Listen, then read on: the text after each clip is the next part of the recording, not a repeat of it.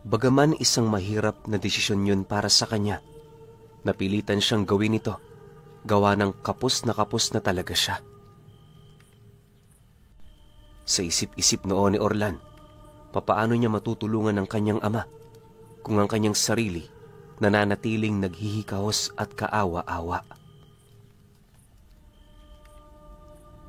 Kampante naman siyang gawin ito, lalo pat naniniwala siya mahalaga para sa mga kalaban nila ang katawan ng tatay niya. Hindi naman kasi ito bubuhayin ng ilang dekada kung wala yung pakinabang. Matapos naman yung maunawaan ni Orlan, pansamantala niyang ibinaling ang kanyang wisyo sa pagtatrabaho.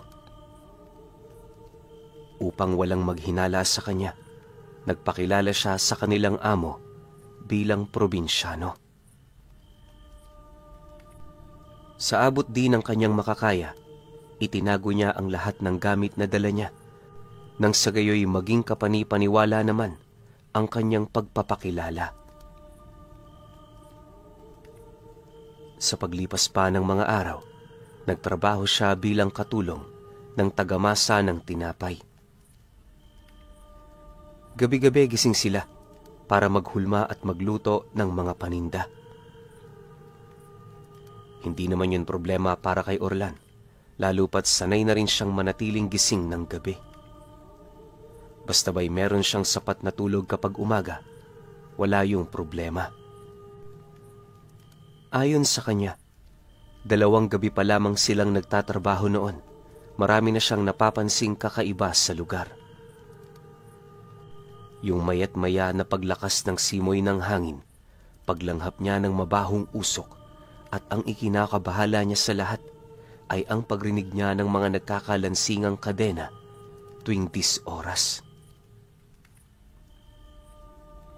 Ilang beses na rin niya yung itinanong sa kanyang mga kasamahan, pero maging ang mga ito man, hindi maipaliwanag ang mga ganoong uring pangyayari. Basta sabi nung kasama niyang tagamasa ng tinapay, kapag hinahanap nila ang pinanggagalingan ng tunog ng kadena, wala naman silang nadadatnan. Magmula noon, hindi na lang nila ito pinansin.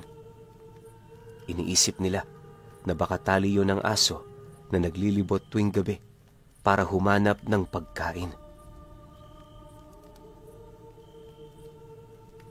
Subalit nang marinig naman ito ni Orlan, mariin naman niya yung tinutulan dahil yung mga ganoong kalalakas na tunog imposibleng magmula sa mga kadenang nakatali sa leeg ng aso. Hindi ako naniniwalang sa aso yon. Hindi ba kayo nagtataka? Gabi-gabi natin niyang naririnig. Ako nga kahit baguhan pa lang, napansin ko na yan eh. Bungad na wika ni Orlan habang panay ang kanyang pagsilip sa siwang ng bintanang nakasara. Nang marinig naman yon ng 2 niyang kasama, maging ang mga ito man, hindi maiwasang mapaisip. Ilang minuto pa ang lumipas, pagsilay naman sa kanya ng tagamasa ng tinapay, pabulong naman yung sumagot sa kanya ng, "Alam ko namang hindi yun sa aso, pero kailangan naming isipin na ganun nga ang nangyayari. Ayaw naming takutin ang aming sarili dahil mawawalan kami ng trabaho. Hayaan mo na yan. Masasanay ka rin." Matapos naman itong makapagwika, agad naman yung bumalik sa kasalukuyang ginagawa nito. Nang marinig naman yon ni Orlan, pinili na lamang niyang sumunod habang maiging pinakikiramdaman ang buong paligid. 2 oras bago sumapit ang hating gabi, narinig na naman nila ang pagdaan ng kadena, pero sa puntong yon, sinasabayan na yon ng kakaibang pag-aangil at animoy pabulong na sigaw ng isang taong naghihirap. Noong una, pilit pa yung tiniis ni Orlan, pero nang akmang papalayo na yon sa lugar nila, hindi na niya napigilan ang kanyang sarili na tingnan ito. Pagsilay naman niya sa labas ng panaderya, laking gulat na lamang niya nang may masipat siyang 2 taong naglalakad, hila-hila ang isang kadenang halos ilang metro ang haba. Sa dulong parte nito, may nasipat siyang 2 lalaking pagapangkong maglakad. May busal sa kanilang mga bibig at halos hindi kumukurap ang mismong mga mata. Punit-punit din ang kanilang mga damit at sa estado ng mga ito, parang dumaan muna yon sa matinding paghihirap bago ito tuluyang naigapos sa mga kadenang yun. Nang makumpirma na ni Orlan ang pinanggagalingan ng tinig, nagdesisyon na siyang maghanda ng iilan sa kanyang mga gamit. Kahit alam niya noong wala siyang karapatang mangialam sa lugar kung saan dayo lamang siya, sadyang hindi niya matiis ang mga taong gabi-gabi doong nabibiktima. Naniniwala rin noon si Orlan, hindi bago ang ganoong kaganapan sa lugar na yon. 2 araw pa ang lumipas, nagpatuloy pa rin ang mga ganoong kaganapan tuwing gabi. Kagaya ng inaasahan, yung mga panauhing nasisipat niyang nanghuhuli ng mga ordinaryong tao, diretsong tumutungo sa bahay ng mga inchik at manghuhula. Wala siyang kaide-ideya kung ano ang ginagawa ng mga ito. Pero nasisiguro niya, hindi na makakabalik ng buhay yung mga taong nadukot nito. Ang mas nakakatakot pa sa lahat, wala man lang nakakapansin sa mga ganoong pangyayari. Parang kasabay ng pagkawala ng kanilang mga biktima ay ang pagkabura din ng memorya ng mga kadugo nito, ukol sa minsang pag-iral ng mga taong yun. Para kay Orlan, isa yung nakakapangilabot na kakayahan, gawa ng nabibigyan nito ng pahintulot ang masasamang loob na gawin ang mga bagay na kanilang gusto. Dahil dito, pasimple naman siyang gumawa ng paraan para makalabas ng gabi sa kanilang pinagtatrabahuhan. At ang naisip niyang hakbang noon, kausapin ang mga taong kasama niya sa trabaho. Bagaman hindi siya sigurado sa gagawin niyang yon, alam niya sa kanyang sarili na yun na lamang ang tanging paraan. Awa naman ng Diyos, sumang-ayon ang mga kasama niya sa kanyang plano.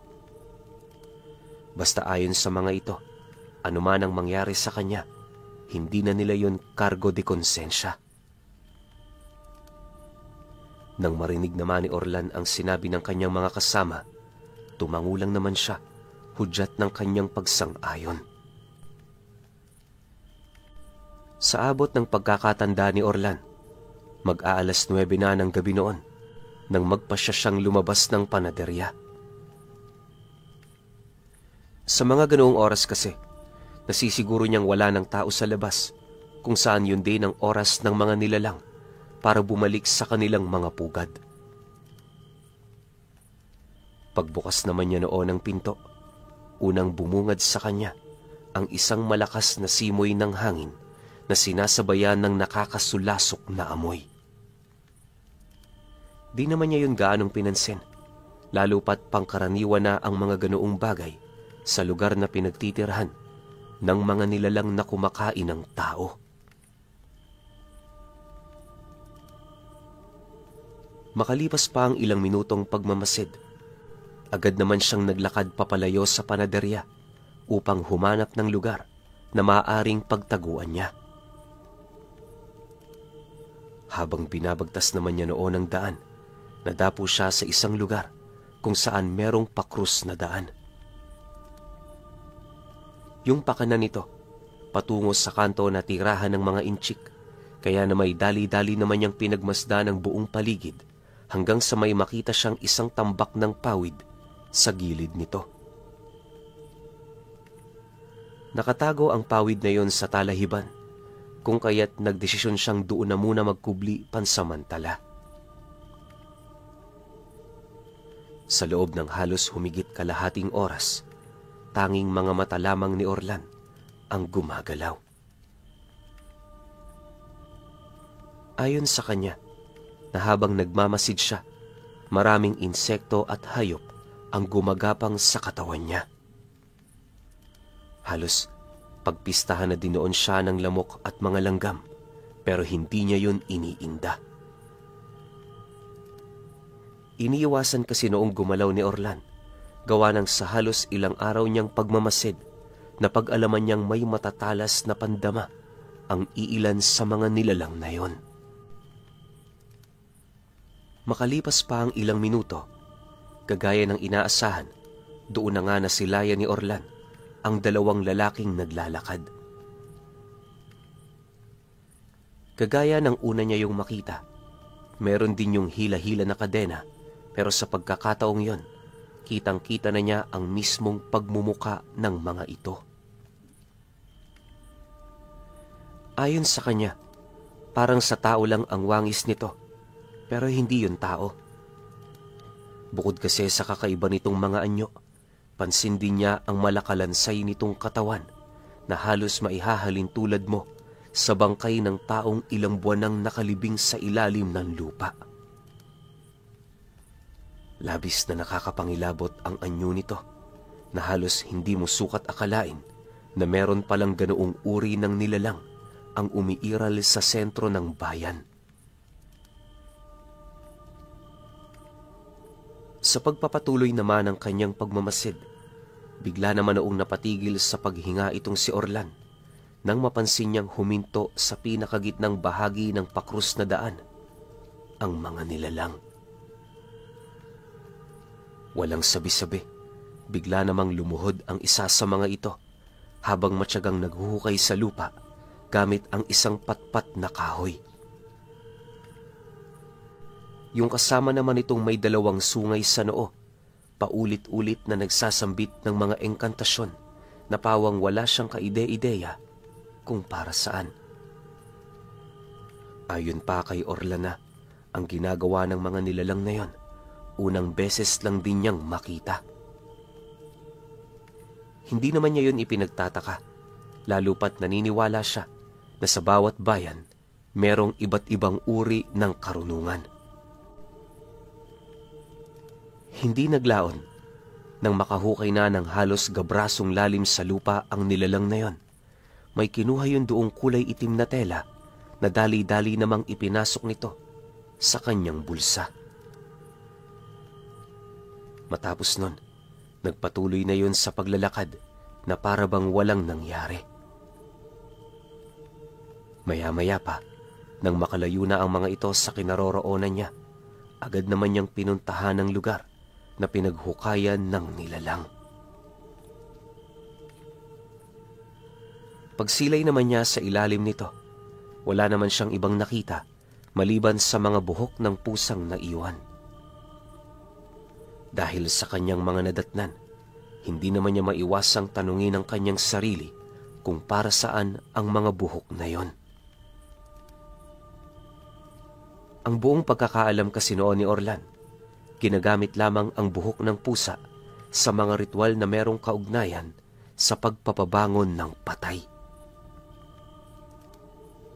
Matapos naman niya yung mapagtanto, minabuti naman niyang ipagpatuloy ang kanyang mga nasimulan.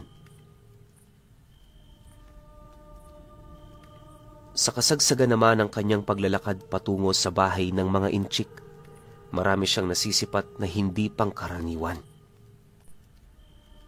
Kabilang sa mga ito, ang mga kaluluwa at mga itim na elemento na gumagala sa buong lugar. Maya't mayari ng kanyang pagrinig sa mga taong inuubo ng malalim, kalakip ang mga hinaing ng mga ito, ukol sa mga karamdaman nilang hindi pa nalulunasan. Nang mapansin naman yun ni Orlan, wala naman siyang nagawa kundi hayaan ito. Naniniwala kasi siya, pangkaraniwan na lamang ang ganoong pangyayari sa mga lugar kung saan namumugaran ang mga nilalang na nasa kaliwa. Pagkaraan pa ng ilang minuto niyang paglalakad, narating na nga niya ang bahay ng mga inchik na kasalukuyang sarado na. Sa unang tingin, Inakala ni Orlan na nagpapahinga na ang mga nilalang na yon. Pero pagsilay niya ng maigi sa mga siwang ng bahay nito, doon niya nakita ang mga matang nakatitig din sa kanya. Maya-maya pa, laking gulat na lamang niya nang lumabas mula sa pinto nito ang dalawang lalaking may daladalang itak. Pagsilay naman doon ni Orlan, una namang napansin niya ang pagiging pangkaraniwang tao ng mga nilalang na yon. Pero base sa mga kwintas at mga armas nitong tangan, nasisiguro niyang mga antingero ang mga ito. Paglapit naman ng dalawa sa kanya, bahagya naman siyang natigilan nang marinig niya ang isa sa mga ito na magwika sa kanya ng, "Hindi makakabuti sa iyo ang pangingialam mo. Dayo ka pa man din. Kung ako sa iyo, bumalik ka na sa tinutuluyan mo at kalimutan mo mga nangyari dito ngayon. Magbulag-bulagan ka lang hanggang sa makaalis ka na. Sa ganung paraan, kaibigan, maiiwasan natin ang gulo." Nang marinig naman ni Orlan ang sinabi nito, hindi naman niya maiwasang ngumisi dahil para sa kanya, isang nakakatawang bagay ang inilahad ng kalaban niya. Pagsilay naman niya sa mga mata nito, kampante naman siyang sumagot dito ng, "Ano? Umiwas sa gulo? Naririnig mo ba yung sarili mo? Kaya nga ako naglalakbay dahil naghahanap ako ng gulo." Dahil sa kanyang sinabi, agad namang binunot ng dalawang lalaki ang mga itak nitong nakasukbit sa kanilang mga bewang. Pagsugod naman ito sa kanya, hindi na niya yon ginamitan ng armas.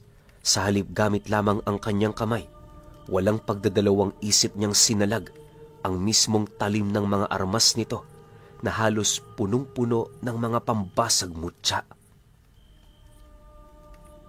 Ilang beses ding nagpataga sa ulo itong si Orlan para maipakita lamang sa mga taong yon ang layo ng agwat ng kanilang mga kakayahan. Matapos naman niya itong maipamalas, halos hindi naman maipagkakaila ng dalawa ang labis na pagtataka at pagkabahala. Makalipas pa ang ilang minuto, kagaya ng inaasahan, napilitan na ring umatras ang mga ito. Nang magkaroon na yon ng sapat na layo mula sa kinatatayuan niya, agad naman niya yung nilapitan habang dahan-dahang binubunot ang daladala niyang punyal.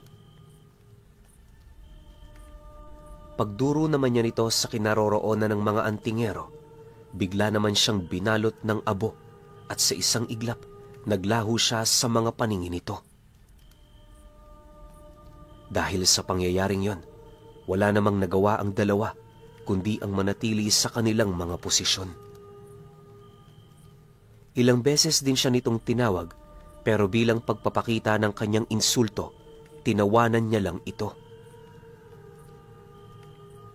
Nang mapagtanto naman ng mga antingero na wala na yung magagawa para palitawin siya, nagdesisyon na yung sundin ang kani-kanilang mga kutob. Halos ilang beses din yung nagpakawala ng mga palipad-hanging usal, pero wala naman yung ipinagbago. Dahil sa pangyayaring yon, inakala naman nilang tumakas na itong si Orlan, subalit pagtalikod na pagtalikod pa lamang nila, agad namang napansin ng lalaking nakausap niya ang pagbuwal ng kasama nito sa lupa. Pagsilay naman ito sa kinaroroonan ng biktima, sinubukan niya pa yung tawagin, pero isa na yung malamig na bangkay. Hindi naglaon, dali-dali naman yung sumipat sa likurang bahagi nito, kung saan doon ito nasilayan si Orlan, nakatayo hawak-hawak ang nagkukulay berdeng punyal, kalakip naman ng paglabas ng abo sa buong katawan nito. Sa pagtitigan naman nilang dalawa, wala namang ibang ginawa si Orlan, kundi ang paikuti ng kanyang sandata sa mga kamay niya habang pinagmamasdan ng antingerong nilalamo na ng matinding takot. Pagtigil naman ng pag-ikot ng punyal, buong puwersa naman niya yung sinugod, dahilan para hindi na ito makagalaw mula sa kinaroroonan nito. Halos huli na rin nang mapansin ng antingerong yon ang pagtarak ng punyal ni Orlan sa kanyang dibdib, kalakip ang mabilis na pamamanhid ng buo nitong katawan. Maya-maya pa, nang akmang mawawala na yon ng balanse, agad naman niyang hinawakan ang kwelyo ng damit nito, sabay wika ng, "Malakas ka. Sadyang nagkamali ka lang ng kinalaban at kinaaniban. Isa kayo sa mga taong dapat na sunugin sa impyerno dahil sa ginagawa niyong pagmamantsa sa ngalan ng mga antingero." Nang marinig naman ng nilalang ang kanyang sinabi, tulala naman yung bumagsak sa lupa. Paglapat naman ng katawan nito, mabilis naman yung nawala ng buhay dahil sa tindi ng lason ng kanyang punyal. Inaasahan naman yun ni Orlan, lalo pat wala pa siyang nakalabang pangkaraniwang tao na nagtagal sa lason ng reyna ng Markupo. Matapos ang pangyayaring yon, agad naman siyang lumapit sa bahay ng mga intsik. Pagkatok niya sa entradang pinto nito, una naman niyang narinig ang pagsipulasan ng mga nilalang na nagkukubli sa loob ng bahay. Bagaman wala siyang kaide-ideya kung ano ang lahing kinabibilangan ng mga nilalang na yon, nagdesisyon na siyang pasukin ito sa kadahilan ng alam niya sa kanyang sarili na maaaring maglikha ng malaking gulo kung sakali mang bibigyan niya pa yon ng pagkakataon para makapaghanda.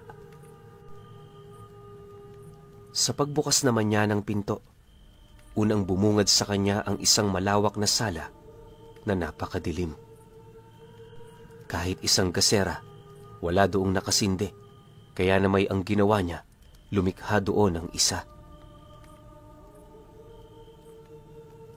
Sa pagliwanag naman ng buong paligid, doon nasaksihan ni Orlan ang mga nadiskarning katawan ng tao na nakasabit sa pundasyon ng bubong ng bahay nito.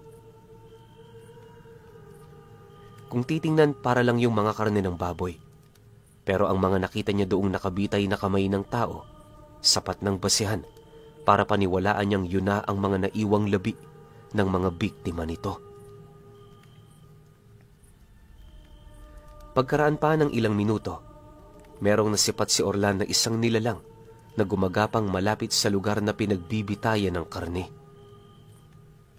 Sa unang tingin, inaasahan na talaga niyang kalaban ang nilalang na yon dahil bukod sa malagagamba nitong mga kamay, meron din itong napakahabang dila. Nakalaylay din ang buhok ng nilalang na yon na parang isa itong demonyo. Pagtitigan naman nilang dalawa, agad naman siya nitong sinunggaban, dahilan para undayan niya yon ng saksak sa tagiliran. Pagramdam naman niya sa bigat nito, agad naman siyang bumagsak noon sa lupa na siyang naging sanhi upang mapangibabawan siya nito. Gayunpaman, sa kabila ng pangyayaring yon, pilit pa rin niya itong nilabanan hanggang sa dumating ang puntong nagtamo na yon ng napakaraming pinsala sa katawan. Makalipas pa ang ilang minuto, dala na rin ng matinding panghihina nito buhat sa mga pinsalang natamo. Wala na rin yung nagawa, kundi ang mapalupasaysay sa kanyang katawan habang naghahabol ng hininga. Nang mapansin naman yon ni Orlan, agad naman niya itong tinadyakan, sabay unday ng saksak sa mismong ulo ng nilalang. Pagsilay naman niyang patay na ito, dali-dali naman siyang tumayo, bitbit ang kanyang punyal na nababalot sa dugo. Maya-maya pa, nagdesisyon na rin siyang ipagpatuloy ang pag-ikot niya sa bahay para hanapin ang iba pa nitong mga kasama. Hindi naglaon. Napadpad siya noon sa entrada ng isang silid, kung saan sa labas pa lamang nito, tumambad na sa kanya ang 2 paring pugot ang ulo. Nakasuot yon ng itim na sutana at meron itong hawak-hawak na kandila na may maliit na siga. Noong una, inakala niyang bantay lamang yun ng silid, kaya ang ginawa niya, kampanteng nilapitan ang hawakan ng pinto para sana'y buksan ito. Pero nang akmang lalapat na ang kanyang palad sa bagay na yon, hindi naman niya maiwasang mapasilay sa 2 pari na pasimple namang humaharap sa kanya. Pagbaling naman niya ng kanyang paningin sa mga ito, sakto naman niyang nakita ang hawak-hawak nitong isang malaking palakol. Walang sabi-sabi, bigla naman yung hinataw sa kanya ng nilalang na siyang naging sanhi upang mapaatras siya. Pagdukot naman niya noon sa kanyang punyal, dali-dali naman siyang sinugod ng 2 hanggang sa walang habas na siya nitong pinagtatataga. Mabuti na lang malakas ang kalasag ni Orlan, kaya na may imbis na magtamo siya ng malubhang pinsala, pawang mga mabababaw na sugat lamang ang naibigay sa kanya ng 2 nilalang. Matapos ang mga pangyayaring yon, nagkaroon naman siya ng pagkakataon para gumanti sa mga ito, pero sa hindi malamang dahilan, hindi yon tinatablan ng kanyang punyal. Dahil dito, agad namang nangusap sa kanyang isip ang gabay ng kanyang ama. Orlan, hindi sila tinatabla ng laso ng reyna sapagkat patay na ang mga katawan nila. Nakikipaglaban ka sa mga espiritu. Alam mo na kung paano tatalunin ang mga ito. Wika ng kanyang gabay sa kanyang isipan. Nang marinig naman niya ang sinabi nito, napangiti lang naman siya habang sumasagot dito ng, "Ganun ba? Salamat sa paalala, kaibigan. Sige, ako na ang bahala sa kanila." Matapos naman nilang mag-usap, agad naman siyang napailag nang mapansin niya ang paglipad ng palakol na hawak-hawak ng 2 pari. Pagbaling naman niya ng kanyang paningin sa mga ito, nadatna naman niya yung naghahanda ng sumugod papalapit sa kinaroroonan niya. Alam ni Orlan na meron na naman yung gagawing kakaiba, kaya lingid sa kaalaman ng mga nilalang na yon, meron na pala siyang nakalatag na patibong para sa mga ito. Maya-maya pa, pagsugod naman ng mga nilalang na yon, agad naman niyang ikinumpas ang kanyang kamay na siyang naging sanhi upang magpakita ang mga ikinubli niyang espiritual na baging gamit ang mga buhay na salita. Pagsilay naman ng 2 nilalang sa mga bagay na yon, pilit naman nila itong tinakasan, pero dahil sa liit ng espasyo ng pasilyo, wala rin silang nagawa kundi ang mahuli ng mga ito. Pagpulupot naman ng mga baging sa kanilang mga katawan, agad din naman silang bumagsak sa lupa habang pilit na kumakawala mula sa pagkagapos nitong unti-unting humihigpit. Ilang minuto pa noon ang dumaan, nawalan na rin yon ng lakas para magpumiglas. Nang mapagtanto naman niya ang ginawa nito, agad naman niya yung nilapitan para tanungin. Umaasa siya noong sa pamamagitan ng mga nilalang na yon, malalaman niya kung ano ang nangyayari sa loob ng silid. Ngunit sa kasamaang palad, sa halos ilang beses niyang pagtatanong, tanging pag-angi lamang ang naisagot nito. Dahil dito, napilitan na nga siyang patayin ng 2 sa pamamagitan ng mga buhay na kataga. Sinunog niya rin ang mga labing pinuspos nito, nang sa gayoy hindi na yon pagparisan ng ibang mga nilalang na naninirahan sa bahay na yon. Matapos naman niya yung gawin, nagmamadali naman siyang lumapit sa pintuang tinangka niyang buksan kanina. Maya-maya pa, pagsilay naman niya sa loob nito, tumambad sa kanya ang 9 na kataong nagsasamba sa isang kulay itim na simbolong patrianggulo ang disenyo. Bawat sulok ng simbolong yon, may nakaukit na 9 na numero, pagpapakita na ang kanilang sinasamba ay mga dyablo. Nang masaksihan naman ni Orlan yon, dali-dali naman siyang lumapit dito para sana'y agawin ang atensyon ng mga taong yon. Subalit, nang ilang di pa na lamang ang layo niya sa mga ito, napansin naman niyang parang hindi nito nararamdaman ang kanyang presensya. Tuloy-tuloy lang yon sa pagdarasal na parang mas mahalaga ang ginagawa nila kaysa sa kanilang mga buhay. Dahil sa kanyang napansin, walang pagdadalawang isip naman niyang pinag-uundayan ng saksak ang mga ito hanggang sa dumating ang puntong dadalawa na lamang sa mga taong yon ang natitirang buhay. Nang akmang papatayin niya pa ang isa, bahagya naman siya noong natigilan nang masipat niya yung tumingin sa kanya habang nagwiwika ng, "Magpapatuloy ang kadiliman ng 9 na naghahari sa lahat ng angkan. Ikaw na taong may espesyal na kakayahan. Balang araw, maninilbihan ka rin sa ilalim ng kanilang kapangyarihan." Kasabay ng pagwika nito ay ang paghawak naman ito sa kanyang paa.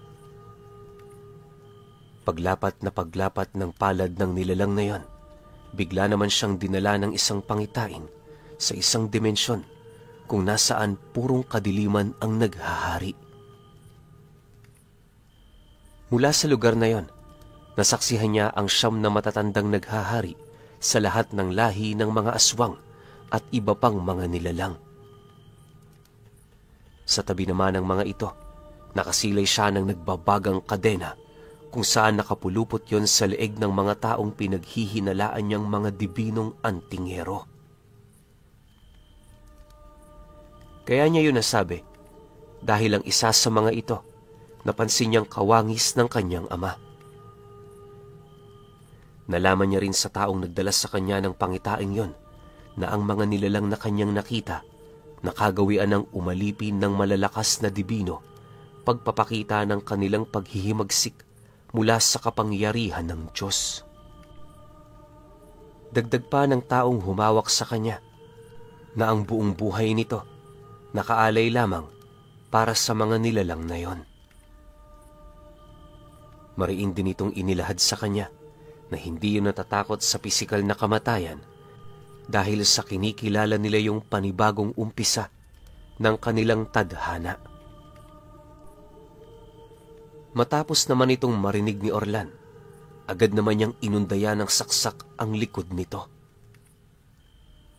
3 beses niyang pinabaon ang kanyang patalim na siyang naging sanhi upang agarang mamatay ang nilalang na yon.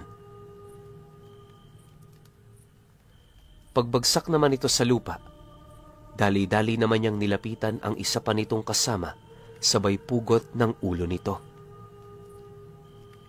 Nang masiguro naman niyang patay na ang mga taong yon, doon pa lamang niya unti-unting napapansin ang paglaho ng kulay pulang liwanag sa gitna ng simbolo. Bumalik na rin ang katahimikan sa buong paligid, indikasyon na nalipol niya ang lahat ng nilalang na naninirahan sa lugar na yon. Makalipas pa ang ilang minuto, nang makalabas na siya sa bahay ng mga ito, agad naman niyang siniliba ng apoy ang mga dingding nitong gawa sa kahoy. Yun na lamang ang naisipang paraan ni Orlan upang hindi magtaka ang mga taong naninirahan sa kanilang bayan. Maya-maya pa, kagaya ng inaasahan, sumiklab ang isang napakalaking sunog sa lugar. Lahat ng mga taong nagpapahinga, bigla na lamang nagising para apulahin ng nasabing apoy. Tumulong na rin noon si Orlan nang sa gayoy may mailalahad siyang rason sa pinagtatrabahuhan niya. Pagkaraan pa ng ilang oras, tanging abo na lamang ang natira sa bahay. Yung mga bangkay ng nilalang, hindi na rin nakita ng mga otoridad, kaya na may bigo itong makagawa ng investigasyon. Nang mapag-alaman niya ang tungkol sa bagay na yon, kahit papaano nakahinga siya ng maluwag. Sa paglipas pa ng mga araw, nagpatuloy ang kanyang ordinaryong buhay. Ganun pa rin naman ang ganap.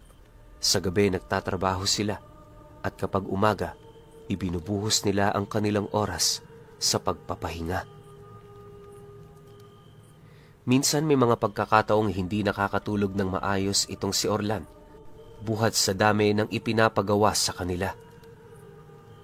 Mabuti na lang, nakakahingi siya ng dagdag na lakas sa kanyang mga mutya, kung kaya't patuloy niyang nakakaya ang trabaho sa panaderya. Inakala rin niyang magtutuloy-tuloy na ang ganoong kaganapan sa kanila, pero 2 linggo lang noon ang lumipas, muling nagparamdam ang manghuhula sa kanya. Tuwing natutulog siya, palagi siya nitong dinadalaw sa kanyang panaginip para pakitaan ng masasamang mga bagay. Noong una, hindi naman yun pinapansin ni Orlan, pero sa pagdating ng puntong medyo sumusobra na ito, nagdesisyon siyang paglaruan ang nilalang na yon. Isang gabi, nagkataon naman noong wala siyang trabaho. Habang nagpapahinga siya malapit sa lutuan ng tinapay, binuklat niya ang dala niyang maliit na libreta para kumuha doon ng mga buhay na salita. Pag-ihip naman niya nito sa hangin, matyaga naman siyang naghintay ng ilang minuto hanggang sa masipat na niya ang katrabaho niya na dahan-dahang nawawala sa wisyo nito. Hindi naglaon, bigla naman yung umupo sa kanyang tabi, kaya na may agad niya yung itinali sa upuan para hindi na makalayo pa. Pagsilay naman niya ritong dumidilat-dilat na, nagdesisyon na siyang kalasin sa katawan nito ang kanyang wisyo. Pansamantala lang naman ang ginawa niyang yon para mabigyan ng pagkakataon ang kaluluwa ng manghuhula na sumapi rito. Nga pala, bago yun sumapi sa katawan ng lalaki, tinawag niya muna ang pangalan nito. Hindi basta-bastang makakapasok ang kaluluwa ng isang nilalang sa hindi naman ito katawan, lalo pat kung walang pahintulot na nagmula sa nilalang na tumawag dito. Ayon sa kanya, isa yun sa mga batas ng mga buhay na salita na kailan may hindi mababali. Pagsilay naman sa kanya ng katrabaho niya, doon na rin niya napansin ang tila bang pagsapi ng wisyo ng manghuhula sa mismong katawan nito. Pagtitigan naman nilang dalawa, bigla naman yung umangil sa harapan niya, sabay tanong ng, Nasaan ako? Sino ka? Anong kailangan mo? Nang marinig naman ni Orlan ang sinabi ng nilalang na yon, tumawa lang naman siya habang pinapalo-palo ang ulo nito. Pagbalik naman niya ng kanyang paningin sa mukha ng nilalang, seryoso naman siyang sumagot doon ng, Hindi mo ko kilala? Bakit? Masyado bang malabo ang mukha ko sa paningin mo? Ako to si Orlan, ang palagi mong dinadalaw sa panaginip. Pagkarinig naman ng nilalang sa kanyang sinabi, halos hindi naman yun makapaniwala, gawa ng ang buong akala nito, wala siyang kakayahang tumawag o humugot ng mga kaluluwa. Sa pagpapatuloy naman ng kanilang pag-uusap, inilahad sa kanya ng nilalang na yon kung bakit siya nito gabi-gabing ginagambala. Pagtatapat ng manghuhula sa kanya, isa yon sa naisip niyang paraan para maipaghigante ang mga namatay niyang kaibigan. Ayon pa rito na, hindi yun naniniwalang napatay niya yon ng harapan, gawa ng nasisiguro nito na malalakas ang kaibigan niyang yon. Maaring sinunog niya ang bahay ng mga ito ng mabilisan, kaya hindi na yon nagkaroon ng pagkakataon para makalabas. Mariin din itong inilahad sa kanya na hindi yun papayag na basta-basta na lamang siyang makakatakas mula sa ganoong pagkakasala.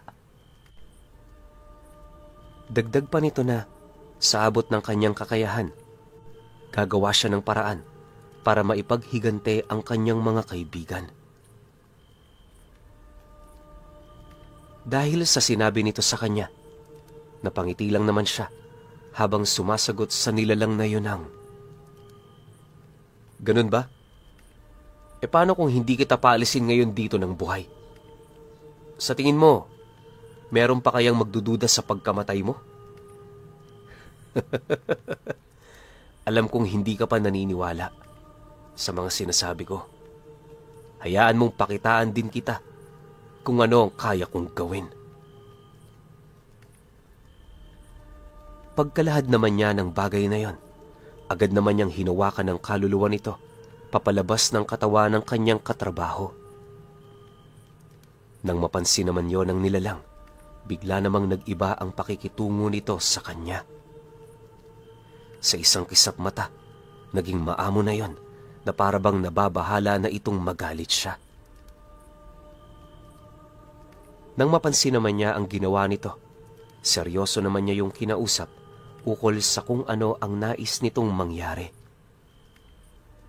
Ang hangad sana noon ni Orlan, talikuran ng taong yon ang aral nitong tangan, gawa ng hindi naman gaano kabigat ang kasalanan nito sa kanya. Mariin niya ring inilahad na kahit matagal na siya sa ganoong larangan, meron pa ring puwang ang pagbabago kung pagbibigyan niya ito. Nang marinig naman ng manghuhula ang kanyang sinabi, nagpumilit pa rin yung manatili sa aral na kinagisnan nito. Ayon sa nilalang na, yun na ang kinamulatan niyang aral, kaya na may nakahanda siyang mamatay sa paniniwalang yon. Mariin din itong inilahad sa kanya, anuman ang mangyari, hindi yun bibitiw sa kanyang paniniwala. Pagtatapat pa nito na, maraming rason kung bakit hindi niya yon kayang talikuran. Unang-una, yon ang pinagkukunan niya ng hanap buhay, at ikalawa, marami ang taong umaasa sa kanya. Dagdag pa nito na, dahil sa kakayahan niyang manghula, naranasan niyang mabuhay ng marangya na halos hindi niya sukat akalain. Dahil sa sinabi nito, wala namang nagawa si Orlan, kundi yon ay pagbigyan. Pero bago naman niya pakawala ng nilalang, minabuti naman niyang abisuhan ito ukol sa nalalapit nilang pagkita. Ayon sa kanya na, para maging kampante siyang hayaan itong mabuhay, kinakailangan niyang malaman mismo ang totoong pag-uugali nito. Inilahad niya ring may mga bagay-bagay siyang hinahangad na malaman sa taong yon. Kapag nasagot niya yun ng tama, tapos na ang usapan nila. Nangako din siyang kahit labag sa loob niyang hayaan ito, pipilitin niyang yon ay gawin. Nang marinig naman ng manghuhula ang kanyang sinabi, tumangulang naman yon habang sumasagot sa kanya ng, "Sige, payag ako. Pumunta ka lang sa bahay ko anumang oras. Maghihintay ako sa iyo rito. Ihahanda ko na rin ang mga bagay na hinahangad mong malaman. Malakas ang kutob ko. Parte yun sa 9 na nilalang na naghahari sa kabuoang angka ng mga aswang." Sinasabi ko sa iyo, Antingero, higit pa sila sa pagkakaalam mo. Matapos naman itong makapagwika, dahan-dahan namang naglaho ang wisyo nito mula sa katawan ng kaibigan niya. Hindi naglaon, pagramdam niyang wala na ang wisyo nito, agad naman niyang ginising ang kanyang katrabaho para tulungan na yung gumawa ng tinapay.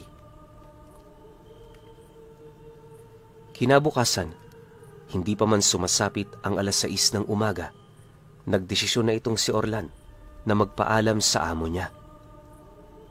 Siyempre, gabi naman ang trabaho niya, kaya na may inaasahan na niyang hindi siya nito pipigilan. Pagsang-ayon naman ng kanilang amo, agad naman siyang naghilamos, sabay alis sa bahay nito.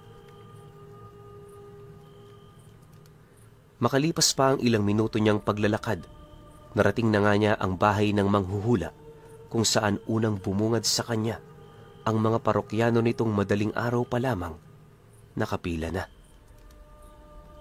Pero siyempre, panauhing pandangal itong si Orlan. Hindi siya pumayag na pumila. Sa halip, personal niyang pinuntahan ng manghuhula sa loob ng bahay nito. Pagsilay naman ng matandang lalaki sa kanya, ora mismo agad nitong pinaalis ang lahat ng kanyang parokyano. Humingi rin yun sa kanya ng tawad. Gawa ng hindi nito napansin ang kanyang pagdating. Nang marinig naman niya ang sinabi ng matanda, dali-dali naman siyang umupo sa harapan nito para makinig. Lahat din ng meriendang iniabot nito sa kanya, kampante naman niya yung ininom at kinain, pagpapakita na hindi siya natatakot kahit lasunin man siya nito. Awa naman ng Diyos, walang nangyari sa kanya sa kasagsagan ng kanilang pag-uusap. Base sa mga salaysay na nabanggit sa kanya ng matanda, matagal na panahon nang nabubuhay ang siyam na nilalang na nagsasabing hari sa lahat ng angka ng mga aswang. Ayon sa taong yun na, kabilang ang mga nilalang na yon sa mga anghel na tinala mismo ng mga alagad ng Panginoon. Bumagsak yon sa kaila-ilaliman ng dagat at nung nanumbalik na ang kapangyarihan nito, nagpumilit yung umahon sa lupa. Mariinding inilahad sa kanya ng matanda na sa abot ng pagkakaalam nito, tanging ang siyam na nilalang na yon ang nagkaroon ng pagkakataon para makuhang muli ang kapangyarihang minsan ang pinagkait sa kanila ng Panginoon.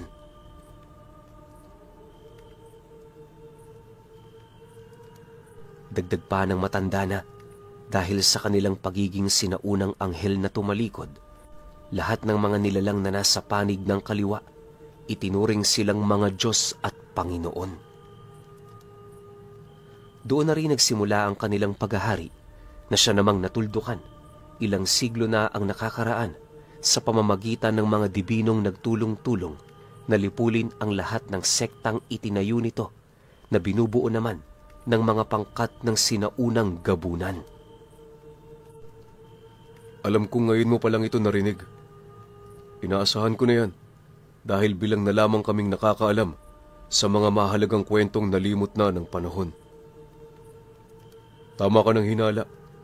Sa kabundukan sila ng Sierra Madre naghahari. Pero iho, baka akalain mo ring doon nila itinatag ang sinauna nilang kaharian. Malayo yun dito at sa pagkakatanda ko, nilamon na yun ng dagat nung gumuhuri ng kapangyarihan nila. Sa ngayon alam kong hindi pa nakakamit ng mga nilalang na yon ang dati nilang lakas. Pero marami na sa kanila ang nagbago. Yung mga dibinong inaalipin nila, nagbibigay yun sa kanila ng kakayahan para manumbalik sila sa kanilang dating estado. Hindi lang ako sigurado pero sa pagkakatanda ko, 100 dibino ang kinakailangan nilang alipinin at sabay-sabay na ialay para maisakatuparan nila ang kanilang misyon. Ano man ang misyong yon, hindi na yon abot ng aking kaisipan. Pagsasalaysay sa kanya ng manghuhula. Dagdag pa nito na, dahil sa pagbahagi niya ng istorya, maaari rin itong mailagay sa panganib ang kanyang buhay. Isa kasi siya sa mga itinuturing na nangangalaga sa nawawalang kasaysayang yon at ang ginawa niyang paglalahad nito sa kanilang kalaban sapat ng basihan para tawagin siyang taksil.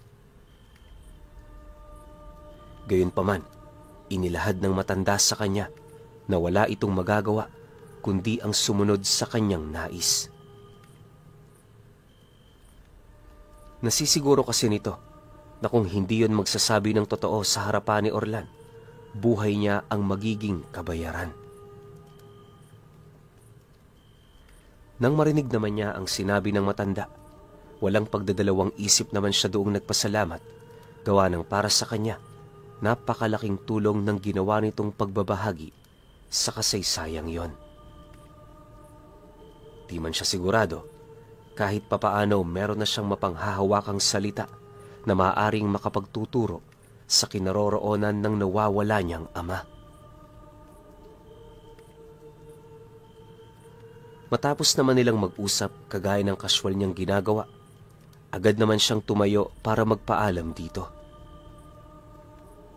Paglabas naman niya sa bahay ng matanda, inabisuhan niya yung iwasan na munang lumabas ng gabi dahil sa gagawin niyang paglinis sa bayang yon. Pagkarinig naman ng matanda sa kanyang sinabi, tumangulang naman ito habang sumasagot sa kanya ng, Mabuti ang naisip mo. Marami talagang peste sa lugar na ito. Dapat lang na may maglinis sa kanila. Dahil sa sinabi ng matanda, minabuti naman niyang lumakad na. Pagbalik naman niya sa bahay ng kanyang amo, dali-dali naman siyang naligo para makapagpahinga na siya ng mahimbing. Habang nasa kasagsagan ng pagtulog itong si Orlan, maigi naman niyang pinag-isipan ang mga taktikang gagawin niya sa natitira niyang 1 linggo at ilang araw na pananatili sa lugar. Nagdesisyon na kasi siyang magbigay kilabot sa mga aswang para naman maunawaan din ng mga ito na hindi basta-bastang kalaban ang mga tao. Upang maisakatuparan niya ang ganoong plano, una niyang inisip kung ano ang kasuotang gagamitin niya sa paninila ng mga ito. Halos ilang oras din yung pinag-isipan ni Orlan hanggang sa nagkaroon na siya ng ideya ukol sa mga kasuotang gagamitin niya. Ang nabuo niya noong ideya, pagsuot ng salakot na gawa sa anahaw tapos pagbalot sa kanyang katawan ng itim na tela. Pinili rin niyang gumamit ng 2 tabak nang sa gayoy maipakita sa mga ito kung gaano siya kapanganib. Dumaan pa ang araw na yon. Wala namang ibang ginawa si Orlan, kundi ihanda ang kanyang mga gagamitin.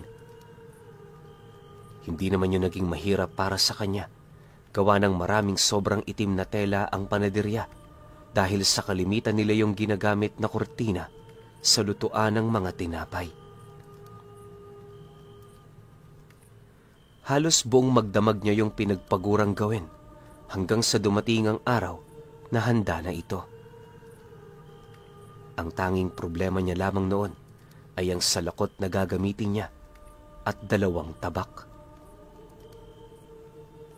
Akala niya mahihirapan siyang hagilapin ng mga bagay na yon, pero sa tulong ng kanyang mga katrabaho, madali niya yung nakuha.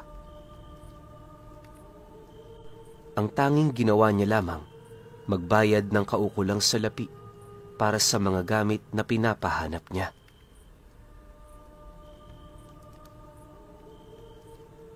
Sa pagtungtong naman ng 3 araw, nakahanda na ang lahat ng kanyang plano. Para maisakatuparan ito, muli siyang humingi ng pabor sa kanyang mga kasama. Siyempre, hindi naman yun tumutol, gawa ng sapat na ang presensya ni Orlan para sumang-ayon sila sa halos lahat ng sasabihin nito. Sa paglalim pa ng gabi, pagramdam niyang nagpapahinga na ang kanilang amo, dali-dali naman siyang pumuslit sa bahay nito para umpisahan na ang kanilang paninila. Bale, hindi siya noon dumaan sa mismong dinaraanan ng mga tao sa kadahilanang madali siya doong matutunugan ng mga kalaban niya. Hindi naglaon, nang marating na niya ang sentro, bumungad sa kanya ang iilang mga tindahan na nakabukas pa. Inaasahan naman niya ito, lalo pat isang malaking bayan ang napuntahan niya. Sa kanyang pagmamasid sa paligid, wala naman siyang napapansing kakaiba. Akala niya, hindi na siya makakakita ng mga aswang, pero kalahating oras lang noon ang dumaan, meron siyang nasipat na dalawang lalaking naglalakad ng nakatuwad sa bubong ng dalawang magkatabing bahay. Pagsilay naman doon ni Orlan, agad naman niyang inihipan ng dasal ang kanyang punyal, dahilan para lumabas sa mismong hawakan nito ang ulo ng reyna ng Markupo.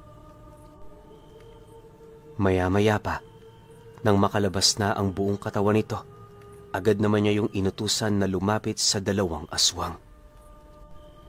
Nga pala, nasa espesyal na estado ang ahas na yon, kaya hindi imposibleng lumabas ito sa punyal na tangan ni Orlan.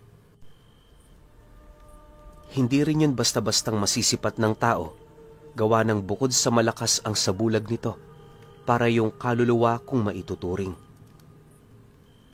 Wala rin yung permanenteng wangis, pero kaya nitong magbigay ng pinsala sa anumang uri ng laman ng mga buhay.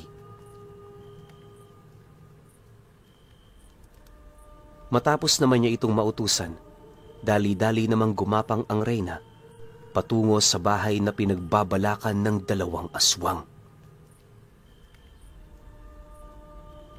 Pagsilay naman ni Orlan na nakapulupot na ito sa pundasyon ng bahay, agad naman siyang kumilos gamit-gamit ang kanyang abilidad na kayang paglahuin ang kanyang sarili.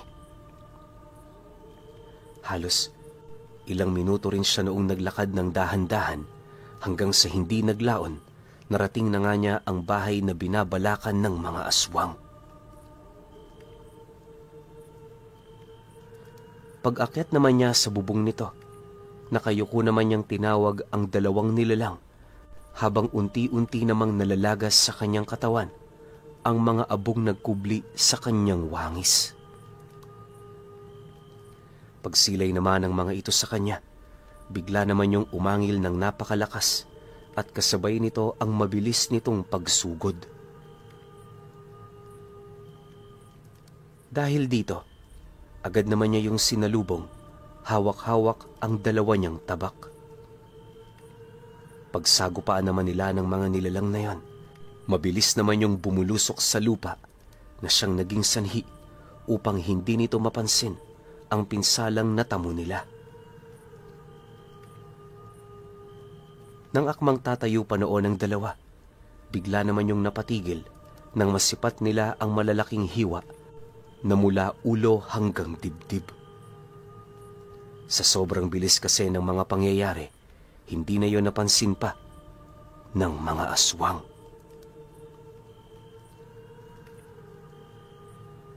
Dahil sa pangyayari, agad naman yung bumagsak sa lupa habang naghahabol ng hininga.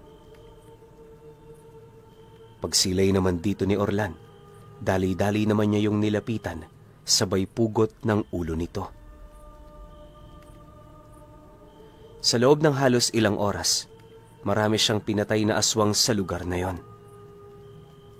Katunayan, sa sobrang pagkaabala niya sa ginagawa niyang paninila, hindi niya napansing napakalayo niya na pala sa panaderya. Pagtungtong naman ng 3:00 ng madaling araw, minabuti naman niyang bumalik na para magpahinga. Ayon kay Orlan, halos mag-iisang linggo niyang trinabaho ang bagay na yon, hanggang sa dumating ang puntong wala na siyang napapansing aswang na nambibiktima tuwing gabi. Hindi lang yon, unti-unti na rin niyang nasasaksihan ang tila bang pagsigla ng mga taong naninirahan sa lugar. Lubos naman yung ipinagpasalamat ng manghuhula, gawa ng maging ito man natutuwa sa ginawa niyang pag-alis ng salot sa kanilang bayan. Sa pagsapit naman ng huling araw ng buwan, kagaya ng napagkasunduan niya ng kanilang amo, nagdesisyon na itong si Orlan na umalis sa poder nito. Hindi naman yun ikinagalit ng may-ari, lalo pat naging maayos naman ang kanilang serbisyo. Pagpapakita na rin ng pasasalamat nito sa kanya, inabutan siya nito ng salapi habang nagwiwika sa kanya ng, "Orlan, salamat sa'yo, trabaho ha. Ikaw, ingat. Ako alam, meron pa ikaw importante puntahan.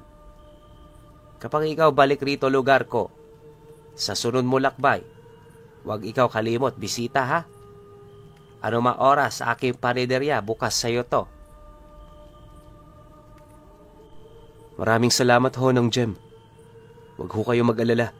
Kapag may libreng oras ako, dadaanan ko kayo rito." "Sige ho, tutuloy na ako. Ingatan kayo nawa ng ating Panginoon." Sagot naman ni Orlan sa kanyang amo. Matapos niyang makapagpaalam, agad naman niyang tinahak ang daan patungong Sierra Madre. Inaasahan naman niyang marami pa siyang pagdadaan ng pagsubok, pero hindi yun sapat para panghinaan siya. Alam din ni Orlan sa kanyang puso na kahit saang lupalop man siya mapadpad, hindi siya tatalikuran ng kanyang gabay, lalong-lalo na ang Panginoong kanyang sinasandalan. Sa paglipas pa ng mga araw, kung saan-saang lupalop na siya noon napadpad. Ayon sa kanya, tuwing nakakarating siya sa mga baryo, nagtatagal lang siya doon ng isang araw bago umalis.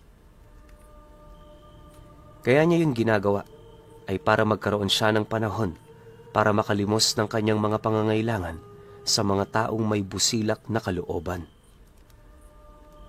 Awa naman ng Diyos, kahit papaano may mangilan-ngilan namang nagbibigay sa kanya. Lubos naman niya yung ipinagpasalamat, gawa ng kahit gaano man noong kasama ang mundo, meron pa rin mangilan-ngilan na may mabubuting puso. Buwan pa ang dumaan, matagumpay namang narating ni Orlan ang bundok ng Batong Lusong. Mula sa lugar na yon, meron muna siyang hinanap na mga panauhin na base sa mga taong napagtanungan niya, magbibigay yon ng karagdagang detalye ukol sa lugar na pupuntahan niya. Isa na rito, ang matandang ermetanyo na nagngangalang Ado. Kilala yon sa mga karatig bayan ng bundok at kalimitan sa mga taong nagkakaroon ng engkwentro sa ermetanyo, sinasabing sa Batong Lusong yon nakatira. Dahil dito, pinili naman niyang puntahan ang lugar na yon para mahanap ang matanda. Sa kanya ring pagtatanong-tanong sa bayan na huli niyang nasilayan, napag-alaman niyang kagaya niya, meron ding kakayahan ng matandang yon na makipag-usap sa mga diwata. May mga nagsasabi ring kaya nitong gumamit ng mga elemento na halos maihahalin tulad mo ang abilidad sa isang antingerong awon-awon. Hindi rin tanda ng mga napagtanungan niya kung ano eksaktong tawag sa ganitong uri. Ngunit parang meron yung pagkakahalin tulad sa tunog ng kalikasan.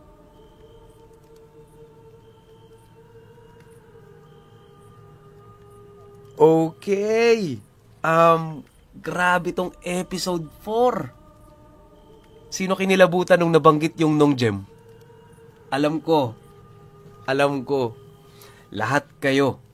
Tapos ito yung kikitain niyang antingero na nakayang gumamit ng mga elemento tapos kaya makipag-usap sa mga diwata. Kulang na lang sabihin niya kayang gumamit ng kanan tsaka kayang gumamit ng kaliwa eh.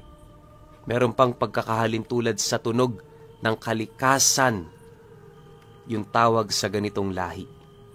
Hindi na ako magbabanggit ng kung ano. Alam kong alam nyo na yan. Tsaka yung Nong Jem, grabe, hindi talaga mawala sa isip ko. Sobrang kinikilabutan dito. Pero sige. Ganun ulit. Kasi ang daming comment na nakaraan. Parang nasa 400, 500. Pag nakita kong ganun ulit karami yung comments, pa-comment ako ng episode 5 kagad pinuno. Lalapag ko kagad yun. Ako na-excite ako ha. Tunog ng kalikasan. Di ko nababanggitin. Basta, kita-kits tayo sa episode 5. Pa-comment ako, 500 up. G na natin yan. Yun lang. Salamat.